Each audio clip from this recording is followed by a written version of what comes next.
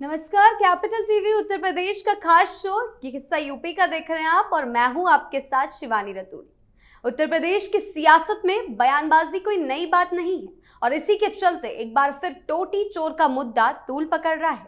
Samajwadi party के नेता अखिलेश यादव ने लखनऊ में प्रेस कॉन्फ्रेंस करके योगी सरकार पर हमला बोला है। उन्होंने कहा है कि वो टोटी चोर का मामला कभी नहीं भूल सकते और इस घटना के पीछे सरकार के बड़े अफसर अवनीश अवस्थी का हाथ था। अखिलेश ने साफ कहा है कि ये सरकार और उसके अधिकारी जान ले कि हम चुप नहीं बैठने वाले। उनके बयान से साफ है कि वो अब हर छोटी बड़ी बात को मुद्दा बनाकर जनता के सामने पेश करना चाह रहे हैं। इस मुद्दे पर ज्यादा चर्चा के लिए मेरे साथ स्टूडियो में मौजूद हैं कैपिटल टीवी के executive editor Rajiv Kumar. Sir, बहुत बहुत स्वागत है आपका। धन्यवाद। सर, एक बार फिर यूपी की सियासत में टोटी चोर का मुद्दा तूल पकड़ रहा है। देखिए, ये टोटी चोर की बात नहीं है। पहली बात तो ये है कि अखिलेश यादव ने जिस लहजे में बात की है वो लहजा क्या है, क्योंकि आजकल विपक्ष में बैठी हुई इन पार्टियों के नेता इसी लहजे का, इसी भाषा का इस्तेमाल कर रहे हैं और अखिलेश यादव, राहुल गांधी ये दोनों एक ही नाव पर सवारी कर रहे हैं। जैसे राहुल गांधी ने कहा चुनाव आयोग के ऊपर कि चुनाव आयोग में बैठे हुए 3 चुनाव आयुक्त, जिसमें चीफ इलेक्शन कमिश्नर भी हैं और 2 इलेक्शन कमिश्नर हैं, ये लोग सोच लें कि हमेशा सत्ता एक ही के पास नहीं होती है, हम इसका बदला लेंगे और बदला तब भी लेंगे जब आप रिटायर करके बाहर चले गए होंगे। उस समय भी हम आपसे इस बात का बदला लेंगे जो इनके दिमाग में फितूर है कि हम वोट चोरी करवा रहे हैं। ये मुद्दा उठा। अखिलेश यादव भी उसी तरीके से बात कर रहे हैं। उन्होंने पहली बात क्या कही कि ये कुछ अधिकारियों के साथ भारतीय जनता पार्टी की मिली भगत की साजिश थी। ये टोटी चोर का मुद्दा उठाना, टोटी चोर बताया जाना।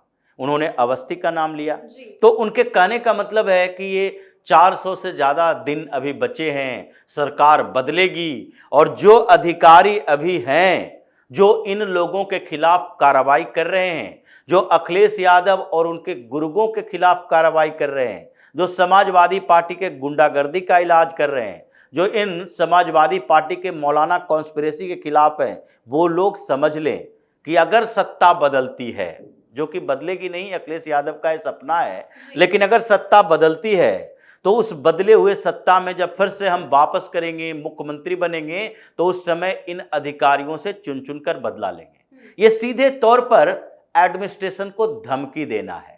ये अखिलेश यादव डेमोक्रेसी का मखौल उड़ा रहे हैं, क्योंकि डेमोक्रेसी का 2 पिलर इन चीज़ों में होता है और ये डेमोक्रेसी में परमानेंट ब्यूरोक्रेसी और टेम्पररी ब्यूरोक्रेसी, ये 2 शब्द बोले जाते हैं। टेम्पररी ब्यूरोक्रेसी वो होता है जो सत्ता में बैठा हुआ राजनीतिक पार्टी का नेता है, यानी कि वो टेम्पररी है क्योंकि 5 साल के बाद चुनाव होगा, हो सकता है वो सत्ता में बने रहे या फिर सत्ता उसके हाथों से चली जाए। तो इसलिए 5 साल में जो सरकार बदलती रहती है, इसलिए उसको टेम्पररी ब्यूरोक्रेसी कहा जाता है। लेकिन ये दूसरी ब्यूरोक्रेसी भी है जिसको परमानेंट ब्यूरोक्रेसी कहते हैं, और वो अधिकारी होते हैं जो कि सत्ता किसी की हो, वो देश के विकास के लिए, लोगों के कल्याण के लिए योजनाएं बनाते हैं, क्योंकि वो परमानेंट तरीके से उन्हीं कामों में लगे हुए हैं। ये तो आते जाते रहेंगे और वो अधिकारी सत्ता के साथ तब तक चलते हैं जब तक सत्ता के साथ वो रहते हैं।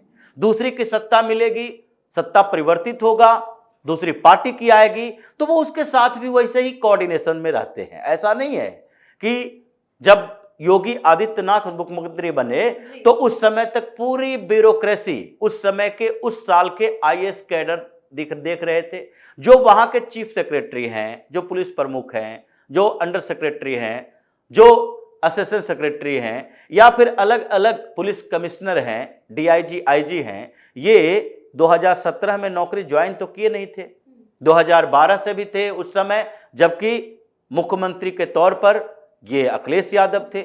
उससे पहले भी थे ये लोग, क्योंकि वरिष्ठ आईएएस आईपीएस अधिकारी हैं, जबकि मायावती मुख्यमंत्री थी इनसे पहले। उससे पहले भी थे जब मुलायम सिंह मुख्यमंत्री थे। तो ये तो सारे कार्यकाल को देखते हैं, सारे नेताओं के साथ कोऑर्डिनेशन करते हैं, और इसलिए इनके ऊपर ऐसा अटैक, हमला करना, प्रशासन को डराना, अधिकारियों को डराना, ये अखिलेश यादव ने राहुल गांधी से शायद सीखा होगा। इनके पिता भी ऐसे डराए धमकाने की राजनीति नहीं करते थे, लेकिन पहला अखिलेश यादव ने चेतावनी उन्हीं को दी है कि अभी बच के रहो। हालांकि इस चेतावनी का कोई असर होगा नहीं। ये ब्यूरोक्रेट्स जानते हैं कि अखिलेश यादव की जमीनी हकीकत क्या है और आगे क्या होने वाला है। और ऐसे भी इन लोगों को पता है कि जो कार्रवाई हो रही है, ये गैंगस्टर एक्ट, गुंडा एक्ट के तहत जो कार्रवाई बर्क के खिलाफ, जो कार्रवाई एसटी हसन के खिलाफ या तौकीर और मदनी जैसे लोगों के खिलाफ हो रही है, वो कार्रवाई एक आधार के तहत हो रही है और उसके लिए हमारे पास एविडेंस है। सरकार में मुख्यमंत्री जो बैठे हुए हैं वो हमें 2 मिनट के अंदर चेंज कर देंगे अगर हम अखिलेश के इस दबाव में आ गए तो इसलिए अखिलेश की पहली रणनीति यही रही कि आगे चुनाव आने वाला है, अधिकारियों को डराओ। अब दूसरी बात आती है टोटी चोर का, क्योंकि टोटी चोर की जो बात अखिलेश यादव बोल रहे हैं कि ये मुद्दा कभी खत्म नहीं होगा, हमारे ऊपर लांछन लगाया गया, हमारे ऊपर आरोप लगाया गया। ये आरोप तो मायावती के ऊपर नहीं लगा था। मायावती के ऊपर आरोप दूसरे तरह का लगा, भ्रष्टाचार का आरोप लगा, पार्क में हाथी लगाने का आरोप लगा, जो उनका चुनाव चिन्ह हुआ करता था कि ये चुनाव चिन्ह का प्रचार कर रहे हैं। लेकिन उनके ऊपर ये आरोप नहीं लगा कि जब वो मुख्यमंत्री आवास खाली करवा रही थी तो उन्होंने वहां का सारा सामान चट कर लिया। ये आरोप अखिलेश यादव पर लगा और अखिलेश यादव उस समय इसका जवाब नहीं दे पाए। क्यों? क्योंकि उस समय सारे एविडेंस सामने दिखाई पड़ रहे थे। उस समय फोटो सबके सामने था कि देखो ये बाथरूम है मुख्यमंत्री आवास का, देखो ये एसी का है और एसी का जहां स्लॉट लगा हुआ है वहां से एसी गायब है। ये उस जगह का है जहां इन्होंने टोटी लगवाए थे लाखों में और वो गायब है। ये कितने लोगों पर लगा है? ये अखिलेश यादव के ऊपर और इधर अरविंद केजरीवाल के ऊपर दिल्ली में, कि दिल्ली में अरविंद केजरीवाल ने अपने सीएम आवास को एक तरह से ताजमहल बनवा दिया था और इसलिए उन्होंने जितने करोड़ों के पर्दे लगवाए, कमबोर्ड लगवाए, एयर लिफ्ट वाले, सारे खाने पीने का सामान ले जाने वाला, ये सारी व्यवस्थाएं की 45 करोड़ रुपया खर्च किया, उसमें से ज्यादातर सामान इन्होंने गायब कर दिया पहले ही, मुख्यमंत्री आवास में निकलने से पहले। तो इसलिए ये केजरीवाल पर आरोप लगता है और दूसरी तरफ ये टोटी चोर कहा जाता है ये अखिलेश यादव को। तो अगर आपके खिलाफ जो आरोप लगे हैं वो आरोप आपको दूसरे पार्टी के नेता बता रहे हैं तो इतना तिलमिलाने की जरूरत क्यों है? आप तो ऐसे व्यक्ति हैं जो प्रधानमंत्री मोदी के ऊपर चोरी का आरोप लगा रहे हो, वोट चोर कह रहे हो, वोट चोर गद्दी छोड़। ये वोट चोरी का आरोप लगाने के पहले आप एक एविडेंस ले आते।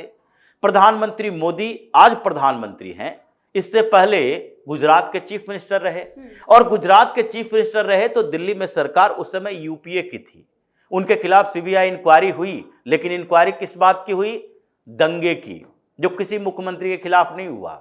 अखिलेश यादव मुख्यमंत्री था तो यहां मुजफ्फरनगर दंगा हुआ तो उस समय मुजफ्फरनगर दंगे में अखिलेश यादव से इंक्वायरी करवा लेते, उनसे पूछताछ करवा लेते। लेकिन पीएम मोदी के खिलाफ जब ये गुजरात के सीएम भी रहे 11 सालों तक, उस समय एक भी आरोप केंद्र में बैठी कांग्रेस की सरकार भ्रष्टाचार का नहीं लगा पाई, आज भी नहीं लगा रही है।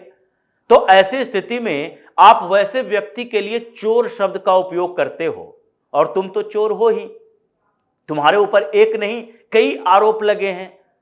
ये एक एक डिपार्टमेंट आपका जो है वो जांच के दायरे में अभी भी है और समाजवादी पार्टी इससे इनकार भी नहीं कर सकती। अगर कमरे के अंदर उसका नेता कोई बैठा हो तो ये कहेगा कि समाजवादी पार्टी के सरकार के समय उत्तर प्रदेश का लॉ एंड ऑर्डर सबसे बेकार था और यही वजह थी कि मायावती को इतना सपोर्ट मिल पाया जब मुलायम सिंह की सरकार गिराई उसने। तो ये स्थितियां ऐसी बनी है कि अखिलेश यादव को लगता है टोटी चोर ये वोट चोर का जवाब है कि ये वोट चोर कह रहे हैं, उधर से टोटी चोर कहेगा और इतनी तुच्छी सी चीजों की चोरी का आरोप लगा है जिसका अखिलेश यादव खुद जवाब भी नहीं दे सकते। इसलिए इस मुद्दे पर अखिलेश यादव ऐसे फंसे हैं कि जितना हाथ पांव फैलाएंगे ये उसी तरह का हो जाएगा कि दलदल में कोई गिरता है तो उसके बाद उससे कहा जाता है स्थिर रहो।